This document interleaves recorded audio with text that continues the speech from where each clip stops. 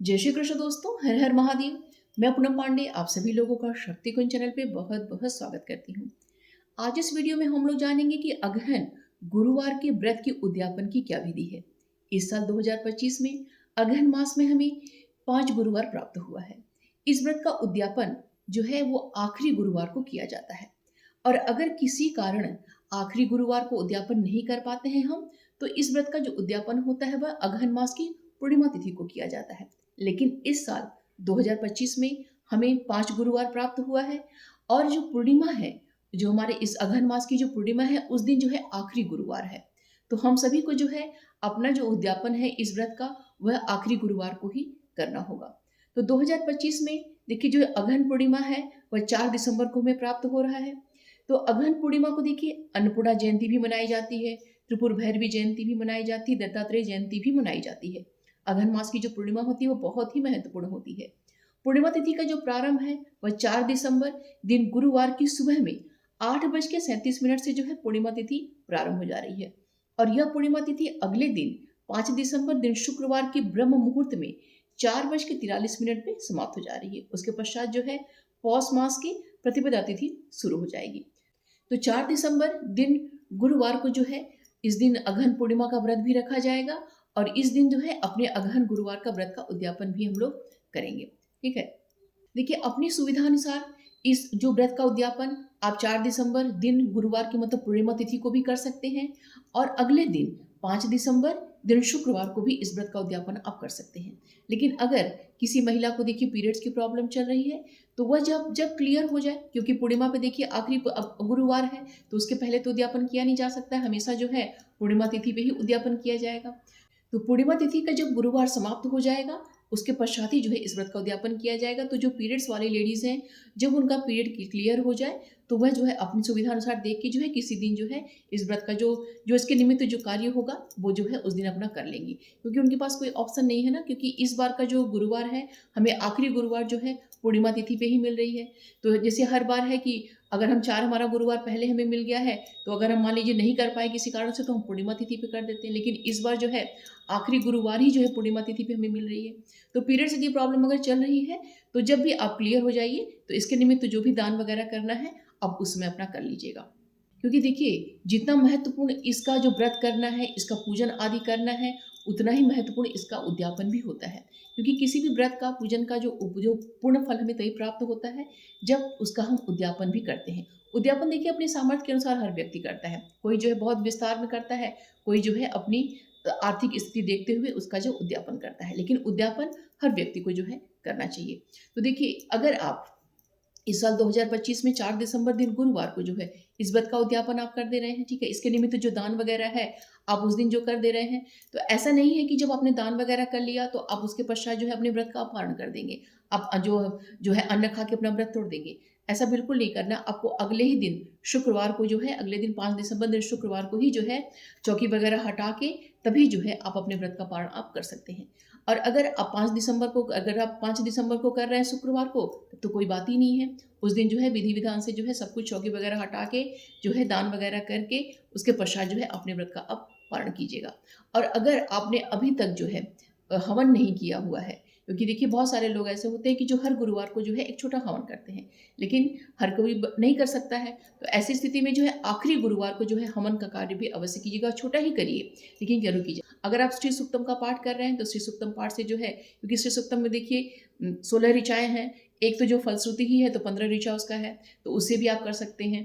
ठीक है, अगर आपने जो मंत्र का आप जाप कर रहे हैं उससे भी आप कर सकते हैं। तो बहुत छोटा ही हवन कीजिए, लेकिन एक छोटा सा जो हवन आप लोग अवश्य कीजिए। क्योंकि कोई भी अपना व्रत और पूजा हम पूर्ण करते हैं तो एक हमें मतलब हवन का कार्य छोटा सा अवश्य कर लेना चाहिए। दान का कार्य और हवन का कार्य हमें दोनों कार्य हमें करना चाहिए। और देखिए इस पूजा में अगर आपने अभी तक श्रृंगार की सामग्री नहीं चढ़ाई हुई है, तो श्रृंगार की सामग्री भी अवश्य चढ़ाइएगा। क्योंकि श्रृंगार की सामग्री बहुत लोग देखिए पहली बार ही चढ़ा देते हैं और बहुत लोग जो है आखिरी बार चढ़ाते हैं। तो देखिए मैंने भी नहीं चढ़ाया हुआ है, तो मैं भी देखिए आखिरी गुरुवार को जो है ये श्रृंगार की सामग्री चढ़ाऊंगी। और ये जो श्रृंगार की सामग्री है मैं ये दान के निमित्त में चढ़ाऊंगी। ठीक है, ब्राह्मण को मैं दान देने, ब्राह्मणी को जो है दान देने के लिए। तो अगर अपने लिए स्वयं के लिए जो श्रृंगार की सामग्री आपको चढ़ानी है, तो फिर 2 जगह करना होगा। मतलब जो आपको करना है, अगर बिंदी चढ़ाना है, सिंदूर चढ़ाना है, चूड़ी वगैरह चढ़ाना है तो आप अपने लिए जो है चढ़ा के जो है वो स्वयं प्रयोग कीजिए, ठीक है। और जो दान के लिए तो आप चढ़ाएंगी वो जो है ब्राह्मण और ब्राह्मणी जो रहेंगे उनको जो है हम दान देंगे। देखिए मैंने क्या क्या लिया हुआ वो मैं आपको दिखा रही हूँ।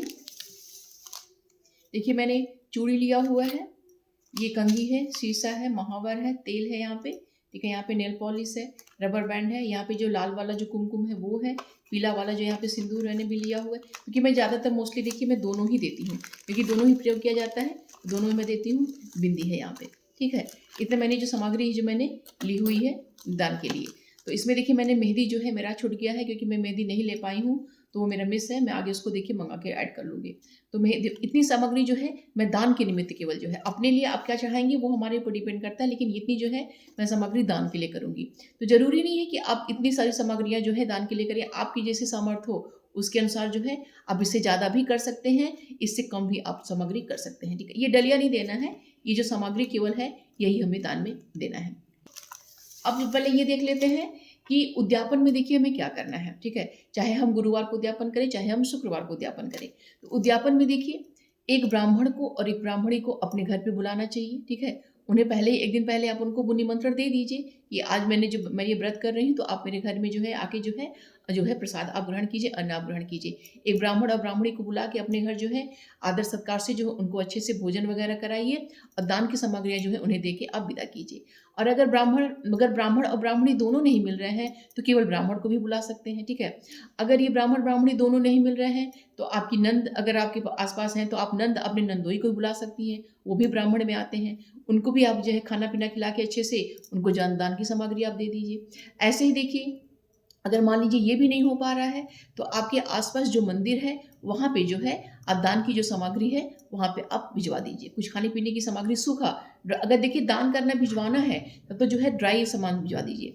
ब्राह्मण के घर भी ऐसे ही आप कर सकते हैं कि ब्राह्मण के घर भी सभी सामग्रियों को जो है इकट्ठा करके जो है दान की सामग्री और प्लस खाने पीने की कुछ और सामग्री जो है बांध के जो है आप ब्राह्मण के घर भी आप भिजवा सकते हैं। तो अपनी सुविधा देख लीजिएगा, क्योंकि देखिए जरूरी नहीं कि हर किसी के घर में ब्राह्मण आए और भोजन वगैरह कर ले। बहुत ज़्यादा कई लोगों ने मुझे मैसेज किया है कि उनको बहुत दिक्कत होती है, ब्राह्मण जल्दी मिलते नहीं है खाने के लिए। तो आप ऐसे में जो है आप मंदिर भिजवा दीजिए, ब्राह्मण के घर भिजवा दीजिए, या फिर अपनी नंद नंदोई को भी आप अपना ऐसे ऐसे दान वगैरह का काम आप कर सकते हैं, ठीक। अब क्या क्या सामग्रियाँ हमें लगेंगी अब वो हम लोग देख लेते हैं। तो देखिए यहाँ पे देखिए मैंने चावल रखा हुआ है, ठीक है। तो मैंने देखिए पूजा की विधि और चौकी का जो सामग्री जो चढ़ाई जाती है कैसे उसका कैसे कैसे करना है वो सब मैंने पहले देखिए बता दिया है।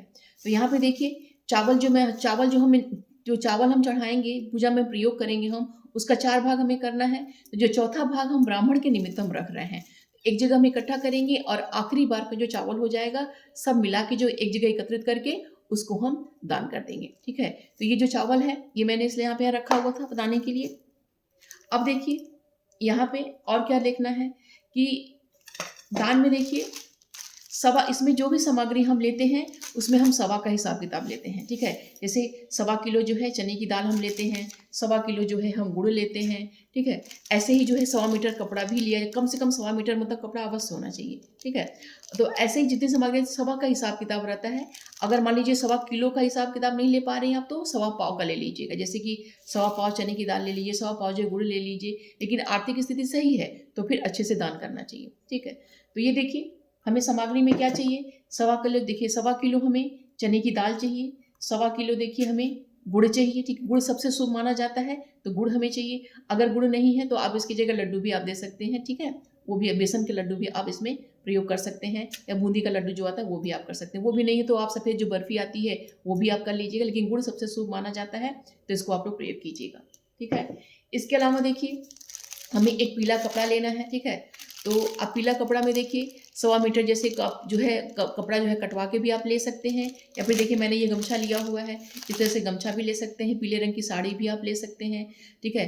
और या तो अगर मान लीजिए कि नहीं कर पा रहे हैं तो इस तरीके से आप जो है आप एक रुमाल भी ले, जिसकी आर्थिक स्थिति अच्छी नहीं है वो इस तरीके से जो है एक जो मैंने तो देखिए ये मैंने दिखाने के लिए आपको रखा है, ये तो सफ़ेद रंग का है, कोशिश करिएगा कि थोड़ा सा येलो कलर में मिल जाए तो ज़्यादा बेटर होगा।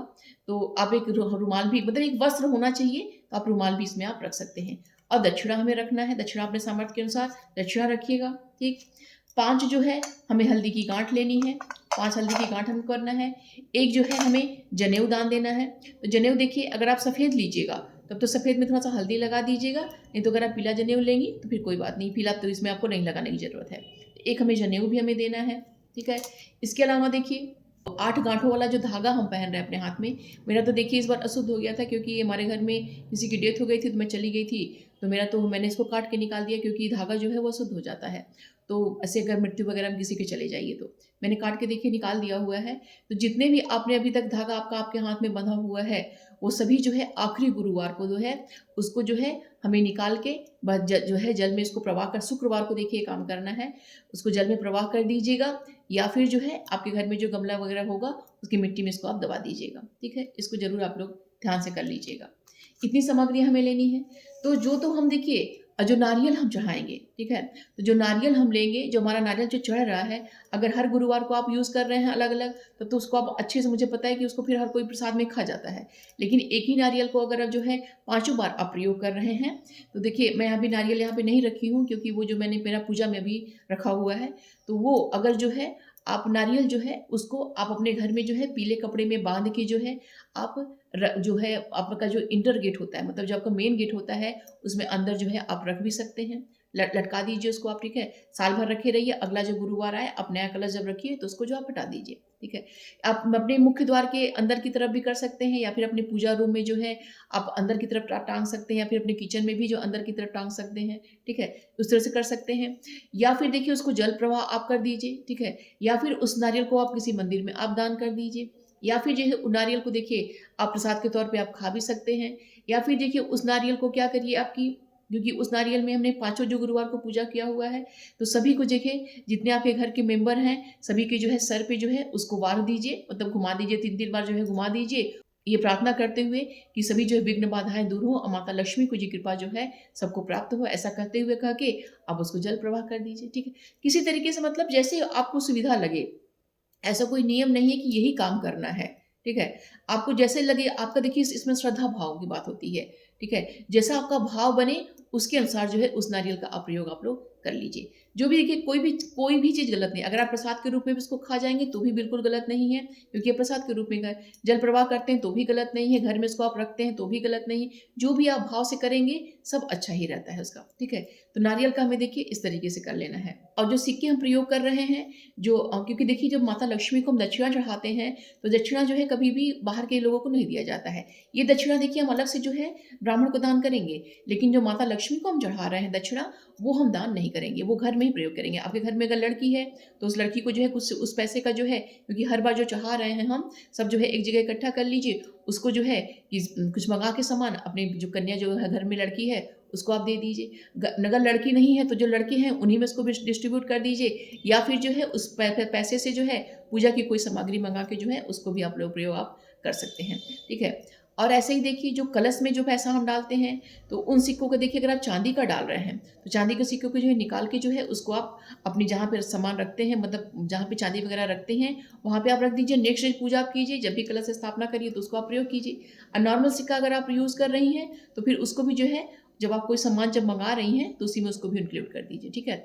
घर के बाहर सिक्कों को नहीं देना है, स्वयं प्रयोग करना है। चांदी का रहेगा तो उसको आप रख लीजिए और नेक्स्ट जो है पूजा में उसका आप प्रयोग करिए। तो देखिए जब ब्राह्मण को हम बुलाएंगे अपने घर पे खाने के लिए, या फिर देखिए जिसको भी अगर खाने के लिए अपने घर पे हम बुला रहे हैं, तो उनको अच्छे से जो आपने बनाया हुआ है उनको आप अच्छे से खिला दीजिए। उसके पश्चात जो है ये जो आपने पीला कपड़ा लिया रहा है, पीला कपड़ा आप लिए रहेंगे, इसी कपड़े में जो है इसको खोल के इसमें जो है चने की दाल, गुड़, ठीक है, ये दक्षिणा और जो है आपका ये हल्दी और जनेऊ सब जो है एक ही में जो है बांध के, ठीक है। और श्रृंगार की सामग्री भी जो है इस तरह से बांधिएगा कि श्रृंगार की सामग्री जो है खराब ना हो, या तो उसको अलग से एक प्लास्टिक में करके जो है उसी में बांध दीजिएगा, ठीक है, ये खराब ना होने पाए। तो सभी सामग्रियों को जो है एक जगह बांध के जो है ब्राह्मणी को जो है उसको आप देखिए, क्योंकि देखिए ब्राह्मण को देखिए एक गमछा तो देखिए ब्राह्मण यूज करेंगे, तो ब्राह्मणी के लिए देखिए ये श्रृंगार की सामग्री हम दान करते हैं, ठीक है।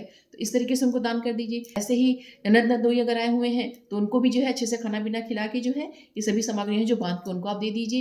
ये चावल जो रहेगा वो भी आप बांध के दे दीजिएगा, ठीक है। और अगर भिजवा रहे हैं, मान लीजिए मंदिर आप भिजवा रहे हैं या ब्राह्मण के घर आप भिजवा रहे हैं, तो इन सभी सामग्रियों को जो है बांध के जो है तो हम भिजवाएंगे ही, लेकिन इसके अतिरिक्त जो है हम जो है कुछ खाने पीने की अलग से भी सामग्री हम दे सकते हैं। जैसे देखिए इस दिन केला का दान करना भी बहुत अच्छा होता है, तो आप थोड़ा-सा कोई फल ले लीजिए, सूखा जो है अनाज ले लीजिए, जैसे कि गेहूँ है, चावल है, ठीक है? और कुछ सब्जियाँ जैसे हैं आप आलू ले लीजिए, टमाटर ले लीजिए, गोभी वगैरह जो उसमें सीज़नल मिल रहा है, वो करके थोड़ा-सा जो है जैसे सीधा निकाला जाता है ना, सीधा निकाला जाता है उस तरीके से निकाल के कुछ ये तो दान की सामग्री हो गई, कुछ खाने-पीने के लिए भी सामग्रियाँ भी थोड़ा संग में करके उसको भी आप लोग दे दीजिएगा, ठीक है? अगर सूखा भिजवा रहे हैं तो।